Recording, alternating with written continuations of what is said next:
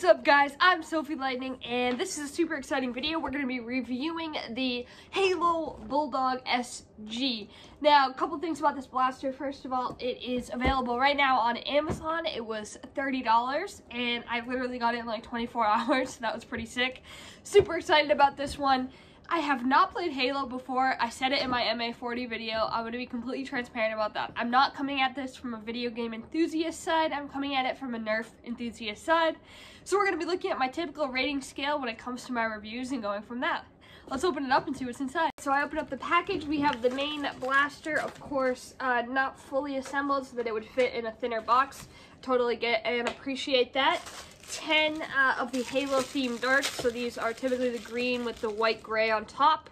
A cool thing that I've been seeing is darts have been packaged in this like paper material instead of plastic over the past like year and a half. I've noticed that, so I hope that that is like an initiative to try to reduce plastic. Of course, I see the hypocrisy as I'm holding a massive plastic blaster, but at least that one is a single-use reusable. I also did not read the instructions on how to put this in, which I might need to do.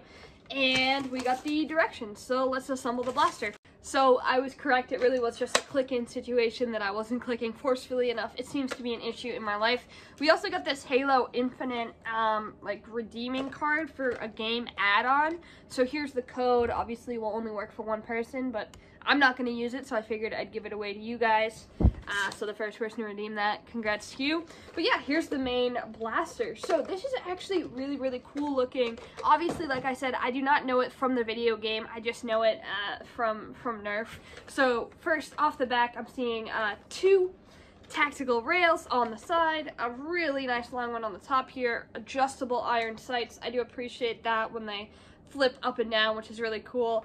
And then some kind of decorative stuff that, you know, tries to make it feel more realistic. A safety button that doesn't actually function, the 12 gauge button here, which obviously has no function, and then it would look like you can extend the stock, but that is also just painted on for pure appearance. It also has a pretty good weight to it, a little bit heavier than most of these types of blasters. I really appreciate that, and I think that the loading mechanism is super cool. So I loaded in some darts. Let's just fire it in my room real quick. Alright, we already have a jam, which is not great because I literally haven't fired it at all until this, so that's interesting. Okay. The first one didn't fire great, which is why I made that face. I was a little bit concerned, but after that jam, they seem to be firing better. I'm gonna go fire this outside, measure the range for you guys. It is freezing out, so I'm not gonna set up the camera, but I will go measure it and then come back. All right, we're back. So a couple things I want to point out with my range test. This one really didn't perform fantastic, unfortunately. We were getting about 35 to 40 feet. The problem was inconsistency. What I was noticing, some would go really far, a good 50 feet, and then others would drop down quite quickly, only going about 25 feet, which is why we have that average in the middle, which is quite unfortunate. You know, it is 2021, so we do want to see more consistency and a little bit more power behind the blaster. Obviously, with that inconsistency also led to a severe inconsistency of accuracy. I do think I could hit a target with this pretty consistently at about 20 feet, but anything past that is getting pretty rockety, which is, you know, not the best thing. That being said, I do really love the actual priming mechanism. This is a super ergonomic and comfortable blaster, if I'm being honest. The grip fits my hand really well, but I could feel like it would fit a smaller and a larger hand, as well as this front. The stock isn't fantastic. It is really short. I just hate stocks that feel that short, because when you put it into your actual shoulder, it feels like there's almost nothing there. So I do wish that the stock was a little bit longer, maybe a little bit curved or something like that. Stock isn't the best, but it's not terrible. The only thing is that this is a longish blaster, so you're going to be using that stock just about every time you load.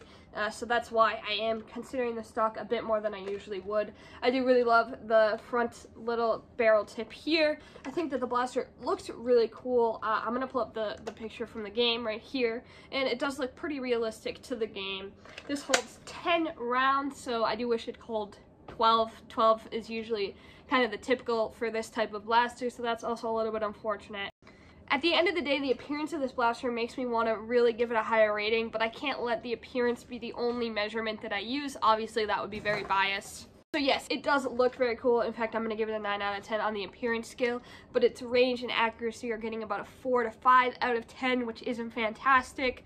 Ergonomically, it's going to get an 8 out of 10. Like I said, the stock isn't fantastic, but the rest of it is. Practicality-wise, as it only holds 10 rounds, I'm going to give it a 7 out of 10. It's still a pretty practical blaster. It's a lot of fun to use, and you do have a pretty efficient mode of fire. It does have that slam fire, but once you're out of those 10 darts, it's going to take you quite a while to refill individually. I feel like I can't give a not mag-fed blaster that high of a practicality scale unless it's like a pistol or definitely going to be a secondary, where this would be more of a primary.